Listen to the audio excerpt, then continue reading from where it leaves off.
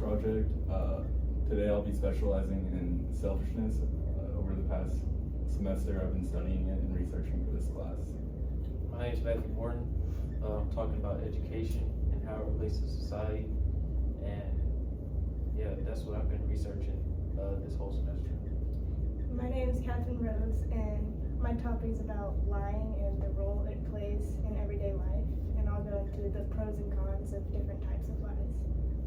And I'm Matt Morica. My project was about violence and how society is developing, accepting more violent tendencies. So I'll start off. Education is really the beginning of childhood and life in general. A lot of kids learn from their parents on how to go about everyday life and how to get into a routine. I specifically started researching about college because that's where I am in my life, and a lot of kids are forced to go to college. It seems like by their parents. I know personally, I know a lot of people in my family, friends, and just strangers tell me that they've changed their majors multiple times. And so that was scary to me because I was wondering if I would do the same and am I wasting my time? Yeah, to actually bounce off of that, when you said adolescence starts basically in the early years with education, it's very crucial for development. And when a parent is actually not there for that child, they can't put them in schooling, and oftentimes those children don't develop things like empathy that, I mean, all humans need to empathize with each other. It's part of the brain and how it works. I mean, that's what you learn in kindergarten. You learn how to interact with other people your age. And there's actually a story that in one of the articles, Ms. Firestone, she's a PhD in clinical psychology, she states how she knew a mother who raised two boys, but her husband died. She had to work two jobs, so she wasn't really there for the kids. And one of them ended up reading a lot. He didn't know what else to do, so he read a lot. He learned from those books. But the other, he didn't really know what to do, so he turned to a gang. Those are two very different pathways that her two children could have gone. And unfortunately, the one who joined a gang, he didn't develop the right way. He didn't develop the empathy needed. He didn't develop connections with other people. And with that gang affiliation, he just didn't learn the coping mechanisms that he could if he were to, go into education. But as far as adolescent years and how crucial it is for development, Liam or Kat, do you have anything to add to that? So to kind of talk about, like the importance of communication and development, there have been a lot of studies that have shown that lying is like a regular part of everyday human communication, and it's kind of been shown that lying is hardwired into human nature, and it's evolved to help humans navigate different social situations. So people kind of use lying to manipulate their social environment, and that can be shown through like the desire to please others and earn validation. And it's not all good or bad. It can be like exploited for personal gain, and that's kind of drawing off of like the violent tendencies. So yeah, a bunch of different types of lying that happen, and the main one in the center is avoiding punishment, which is the most common type of lie that is negative. So do you think like lying is a good thing, or? Okay, I think that lying, it really depends on how it's used, because there are different types of lies. Like, if you don't want to hurt someone's feelings, sometimes you shouldn't tell them the truth. And then there's like different lies to like save yourself, like the avoiding punishment. And then there's like pathological liars, which is the most negative type. But honestly, Are you a pathological liar? no, I'm not a You sure? pathological. I'm very sure. Yeah. How are you asking? Like, I don't know, man. I'm just making sure all y'all ain't gonna kill Are me or nothing. you? I mean, Hey, I'm trying to prevent violence here, alright? Oh, it sounds like a pretty complex issue, though. I feel like selfishness as well is like a misunderstood concept.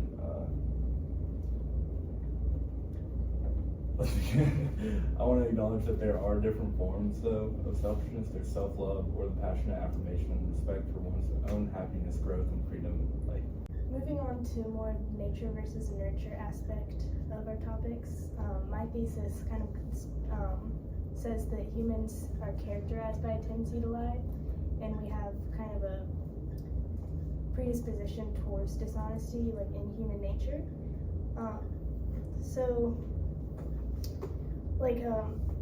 Humans lie every day, and we don't really realize it. Like, the most common lie, like someone may ask you how you're doing, and you'll just say good, and that could be a lie. So, like, lying is a part of everything, and it's a part of social situations, it's a part of the media, and so it doesn't always mean that it's like a negative thing. It's just like a part of human behavior, and like the frequency of the lying in human communication kind of raises the question, like, is it useful? Why is it so common? And it's just like to navigate situations, and we just kind of naturally do it. And that's where it's kind of cloudy whether it's good or bad. So yeah, have y'all lied today? definitely yes. Yeah, probably. At least to myself. I lie to myself all the time. Yeah, but going off nature versus nurture, I feel like it's just a natural thing to be selfish too. Like, you're kind of born with it, because like you're born to like survival of the fittest type thing, you know. I mean, if you don't follow that, I mean, you're probably gonna die. Yeah, you don't eat, In the most yeah, violent sense. not just like the taking care of yourself aspect. I think being selfish to an extent like allows you to like create boundaries with other people, and instead of having to lie to them, you know, because yeah. Do teachers like teach about lying in school? Or are they just like, I was never taught about lying. I don't think they teach about that.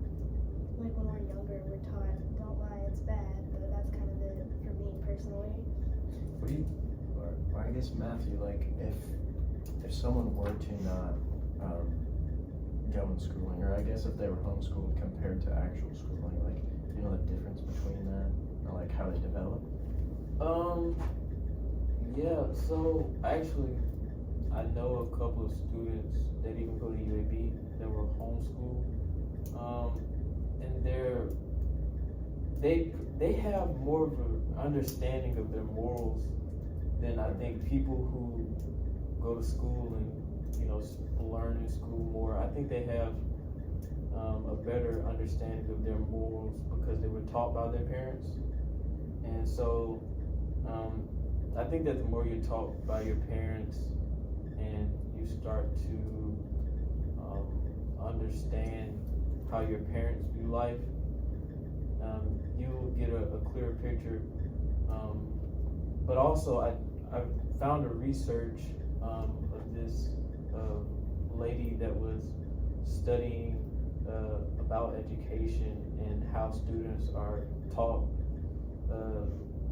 Teachers kind of put their morals into students, so maybe their political views, they'll spread their political views, and the teacher may not even know it, but it's certain things that they'll say or certain things that they'll do that the students will pick up on, and they'll learn this is right or this is wrong, and it may not. It may just be that teacher, and there were like certain. Yeah, I think there were just certain things that teachers teach to students, and they kind of learn that from their teachers. Yeah, I mean, it makes sense because you got these kids, they're going to school for 6 to 8 hours a day. I mean, 8 months out of the year, I think it's actually less now, to 10 months. I've had a shorter summer less when I was in high school, but I mean, they're spending all this time with the teachers, and who knows if this teacher is a good teacher or a bad teacher. I mean, most teachers are usually good. We have a good rep with them, but that one bad teacher might be teaching them violent things. Who knows? And I guess that's just the bad thing about it. What would y'all say your like biggest influence was, like, to like your personality? Would you say like it's your home life, your school life, or even like where you're from? What would y'all say? Your friends? I think that's kind of hard to figure out. I would honestly probably say friends. I think it really depends on where you are in life, because like at one point it was definitely like media, but after that point I would say friends. But I was kind of going off what you were saying. I was actually homeschooled for a little bit during middle school, and then once I got into school, like I was able to form my own like values and beliefs while I was homeschooled. And then I realized, especially when I went to school, like everyone had like one mind, and like if you believed what they didn't believe, then like you were weird, like you were like shunned. Right. Yeah. Yeah, I think me personally, I learned more at home a little bit, even though I always went to public school.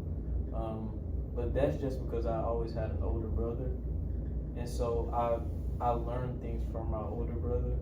And when I went to school, I would hang out with older kids. So I would never hang out with kids in my grade. And so I learned. I think my mind progressed faster than my age. Like that, actually. Yeah, my mind progressed faster than my actual age.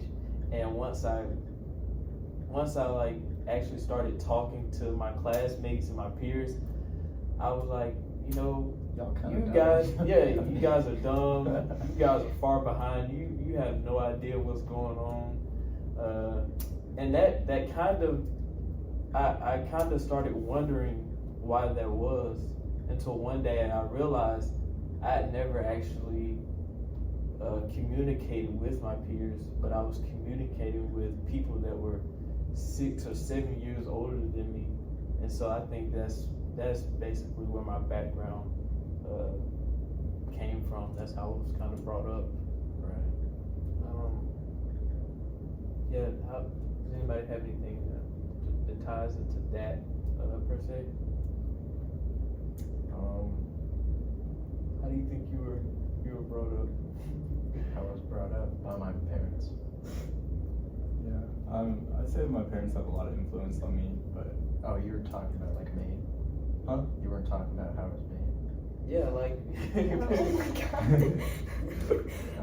god. How do you think you grew up socially and learning right from wrong, basically? I don't know. I think for me it might have just been a combination of everything. Teachers, friends, parents. I mean, I moved around a lot when I was younger, so I met a lot of different types of people. So yeah, I guess that's really what it was. So that's interesting, because me, I think I hung around people that weren't different from me, and you know, I grew up basically with people with the same political views as my parents, and all the kids were the same race at my school. So I think that, especially coming to UAB, I started learning, like, man, there are like different people, and they have a lot of different views than where I come from, and there are certain things that people say that would be weird, you know, where I'm from, and at first I hated it, but now I think I'm starting to appreciate it. Just learning and talking to different people from different cultures and different backgrounds. I think that I'm definitely appreciating it more, and it's helping my education somehow. I'm learning more, and I have a sense of how to receive education now. Okay. That's actually interesting because that just made me think about this book that I read, Origins of Hate by Sandberg. Forget the first name. But he talks about how people in China, they basically had like a different description of basically how like they were to feel happy or something. It's kind of hard to explain, but since the way they grew up, it's obviously a lot different than here in the U.S., where we have free speech, a lot of free stuff. Our schools are a lot different, but in China, like their schools are not the same. So they basically have different descriptions for like these emotions and stuff. So they develop a lot differently than we do. So it kind of like if you were to spend your whole life in one state and you in one school, you would like you think differently than people who are in a different country or have been multiple schools, multiple places, because there's a different dynamic there. I actually read something about that.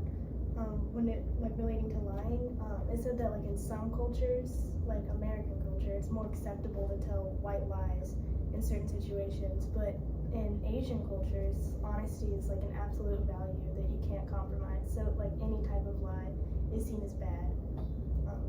So yeah, that kind of relates to that. Yeah, I mean, I'm not really sure if like, I know that American society does promote individualism, and like I'm sure like other countries do that too. Probably need to do more research on like to see if other like societies or cultures like are less selfish or selfless. But going off what you were like saying about like coming to UAB and just being a lot different, I would say that's like you're like I'm gonna pass the mic and come back to my train of thought. Do you think that education helps with someone that's being selfish? Do you think that education, like, okay, say if I were going to school and my teacher was telling me different awards that I could get, or I was winning awards from school, do you think that would help? Do you think that would help, or do you think that would hurt? I would say that like education is such a big part in finding the balance between being selfless and selfish. I mean, because like to a certain extent, like you can't be completely selfish. Like you're gonna hurt other people around you, and you're gonna lose others that way. But also, just being more knowledgeable about what's going on around you, which education does, like it is you're more capable of finding that balance where you can be good for yourself but also contribute to other people. Do you think that lying would help or hurt? Like, do you think that education helps or hurts lying? I would say that education, like, I think that it can help because, like, we are taught basic values, like don't lie for your own personal gain, but cheating is one example. yes, cheating is like a form of lying. Wanting to cheat on tests. I mean, cheating, basically lying. Yeah. So that's definitely somewhere where education teaches us that, but honestly, yeah, I think it definitely helps for like negative aspects of lying, but I'm not really sure about like lying that's beneficial. I would say like it would make you better at lying. That makes sense. Yeah. Just because like you know more, so like it would make you want to lie more to protect others' feelings because you know more and like you're more aware of what's going on, so you'll like probably want to lie, but And like you can learn throughout the years like how to cheat better. Like it's kind of like in a sense it teaches us that it's wrong, but also it makes it possible for us to find workarounds. So I would say that it helps and hurts. Going off of like the whole cheating thing. okay, would y'all say like giving someone your homework, is that selfish or selfless behavior? That's definitely selfless. Yeah. But I mean, you're helping. would it be selfish in the way that like you did with the school? Like Oh, so like that person Like gaining a grade, like that would be. Yeah. Oh, okay.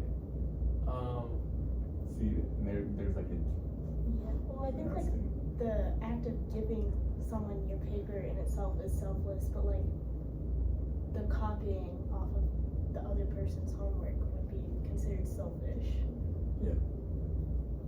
So then, I guess society as a whole, and the basis that we've established with, history repeating itself and the way humans learn and react with one another, from what I've distilled from, the data that I've collected, is that in order to, or let's put it this way, you can't exactly eradicate all this negativity from society itself.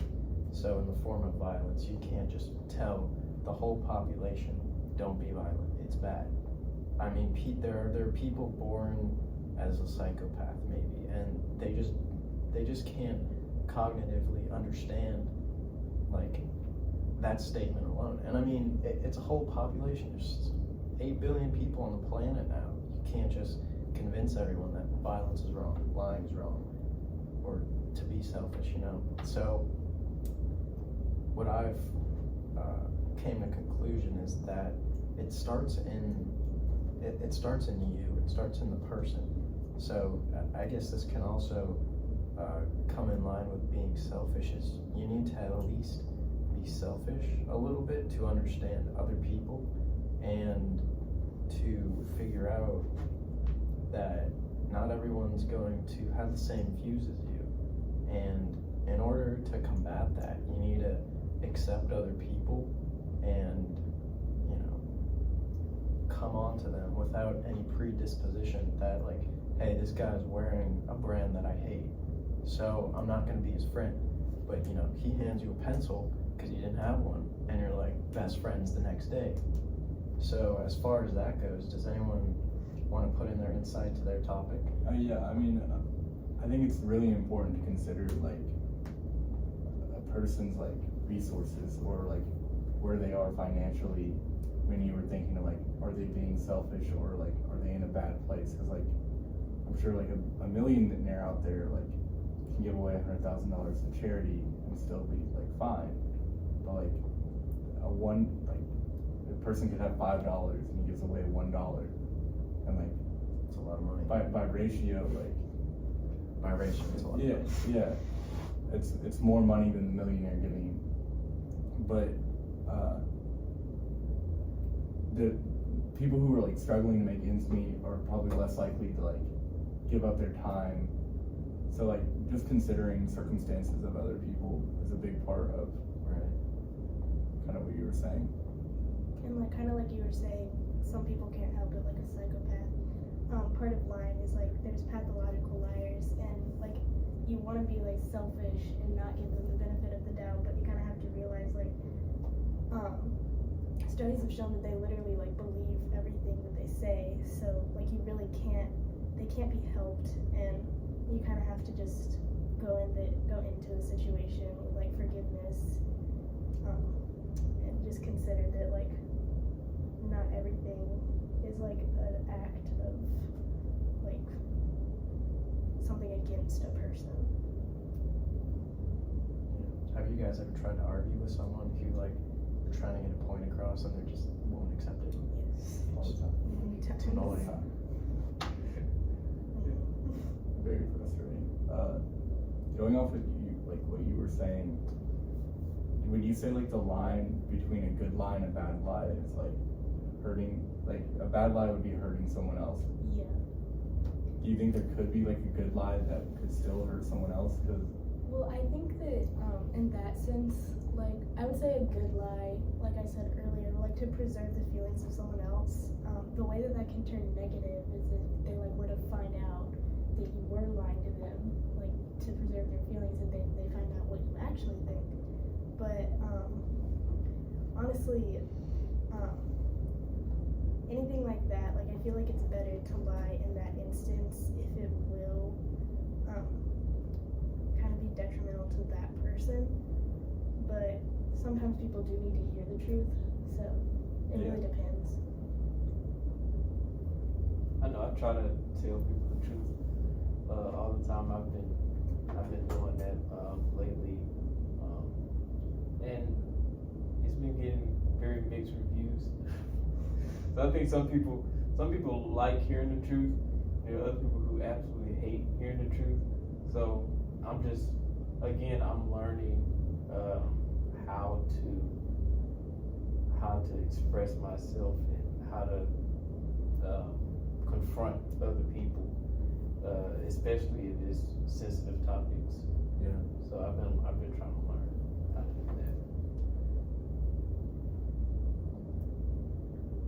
I think in the long run we can just like all agree that since we chose a human behavior topic, it's a lot more complex and like so misunderstood, but like it has to be looked at. Right. There's not really a direct answer. Yeah. I mean, you can, like I said, you can tell people something, but it doesn't mean they're going to do it. And I'm sure that relates to all of our topics. I mean, it's just kind of something that that just can't exactly be solved 100%. And I mean, it starts in you. You just gotta learn and you gotta think. And I mean, that's kind of where purpose comes from. Is that, I mean, our purpose in life can be money, but that's selfish. You lie to get money. I mean, like I've always tried to accept more often now that I've learned it in the past couple of years, that the purpose in life is being there for people. And sometimes like in education, you don't, I mean, you're put in school and you spend time with these people, so make a connection with them. And if you don't do that, if you're homeschooled, you want to spend more time with your family. I mean, these are the things in life that really matter. And society's kind of just evolved to have just like get a job, have kids, work, die. Like they're like, that's not the purpose of life. It's to create something and make a purpose for yourself. Not a purpose that someone's told for you.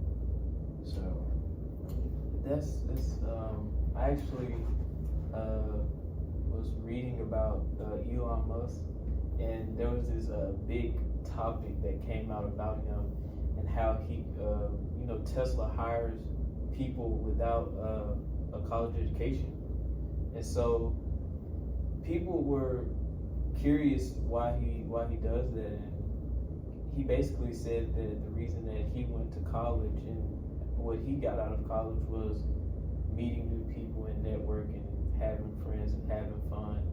But he said that the actual work itself was basically irrelevant. Yeah, it was irrelevant. It was old technology. It was, everything was just in the past. And he said that once he got out, he started to focus on creating better technology. But they asked him, do you think that college is worthless? And he said that if you want to, be better socially, then college would actually help you. So I thought that was very interesting because I know that a lot of people give college or college has like, some people hate college and say, oh, I don't need college in order to be successful. But again, is that the purpose? Right. Is that the purpose of it? Don't go to college, guys. That's the whole point of this podcast. Don't go to college. Just make friends. Be really selfish. Don't help other people. And lie. to them. Lie to Lie. Destroy everything. Yeah. Be violent. Exactly.